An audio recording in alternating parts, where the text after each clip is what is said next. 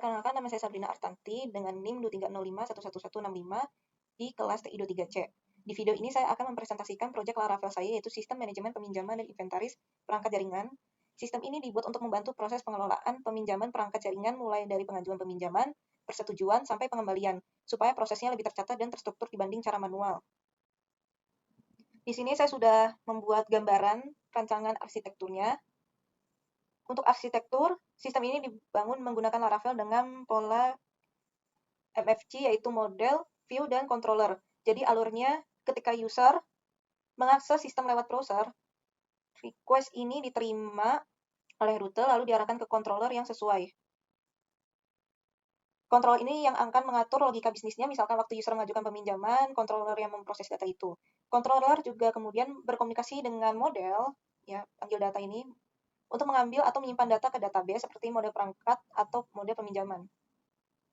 Setelah data didapatkan, controller mengirim data itu ke view atau blade yang bertugas menampilkan halaman ke user. Untuk database-nya saya menggunakan MySQL dengan pengelolaan struktur tabel menggunakan migration bawaan Laravel, jadi setiap perubahan struktur tabel bisa tercatat dan mudah di-tracking. Selanjutnya yaitu user access atau role-nya. Kita masuk dulu. Untuk menjelaskan role-nya di register dulu. Saya akan jelaskan di sini ada dua role, yaitu admin dan peminjam. Admin di sini yang bisa mengelola data perangkat, menyetujui pengajuan peminjaman, dan memverifikasi saat perangkat dikembalikan.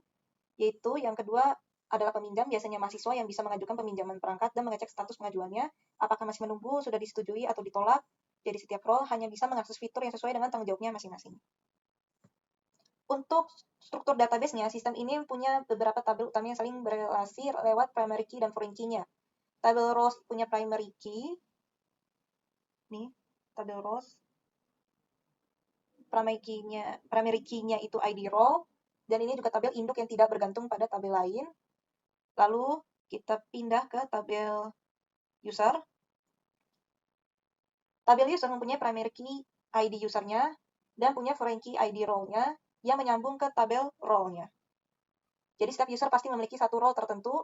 Untuk yang data perangkat, tabel kategori perangkat ini punya primary key-nya itu ID kategori sebagai tabel induk juga, lalu tabel perangkat mempunyai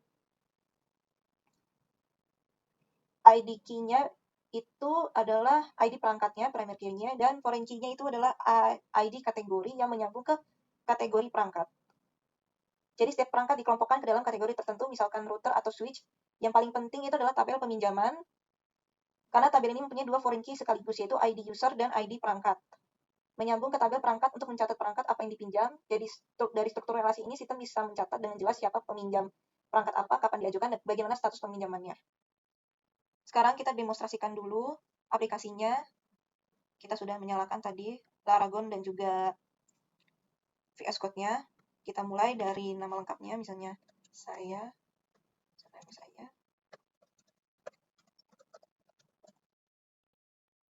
Kita coba akses sebagai admin.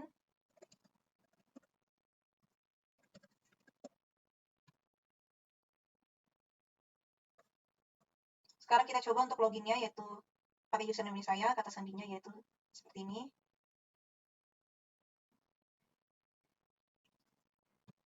Hasilnya itu ada penjelasan di sini kita menjadi admin, dashboard adminnya.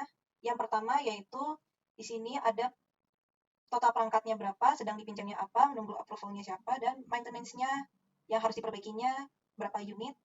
Sudah ada keterangannya di sini, ada perlu persetujuannya. Di sini ada ekspor cetak laporan juga, dan ini rasio kondisi perangkatnya. Selanjutnya kita lihat dari data perangkat. Di sini data perangkat ada 4 yang tersedia. Ada yang kategorinya router sama switch. Di sini juga kita bisa lihat ada kondisi yang maintenance, statusnya sedang dipinjam. Di sini ada yang rusak ringan tersedia dan baiknya juga yang tersedia. Kita bisa tambahkan perangkat baru.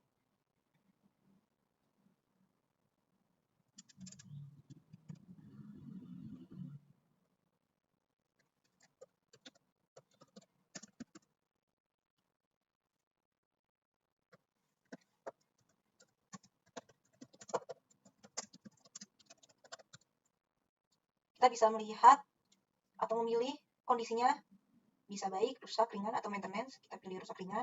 statusnya apakah tersedia atau sedang dipinjam. Kita pencet tersedia, lokasi penyimpanannya ada di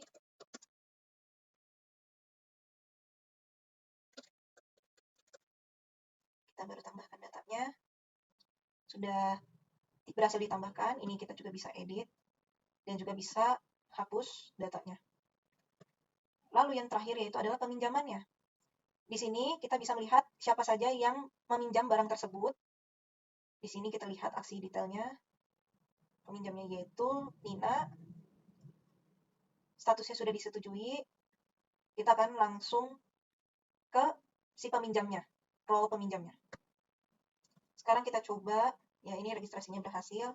Saya inputkan ini sebagai peminjamnya, yaitu mahasiswanya. Kita masuk sistemnya. Kita bisa lihat di sini ada dashboardnya. Ini ucapan selamat datang. Lalu di sini ada tanda atau notifikasi ini sedang dipinjam, menunggu persetujuan, dan juga riwayat selesainya. Di sini ada tanda buka katalog baru alat. Di sini ada detail peminjamannya, karena tadi dia tidak meminjamkan, jadi kita akan coba untuk mulai peminjamannya. Lalu ini perangkat yang bisa kita tambahkan, sekaligus kita bisa cek di sini data perangkatnya. Ya, yang tersedia sekarang cuma ada 2, yaitu Mikrotik ini dan Kisco. Lalu di sini juga ada riwayat peminjaman sisanianya tersebut. Ini yang terakhir yaitu adalah peminjamannya. Di sini kita bisa lihat riwayat peminjamannya. Karena saya tadi tidak menambahkan datanya, jadi sekian dari saya, kurang lebihnya mohon maaf. Wassalamualaikum warahmatullahi wabarakatuh.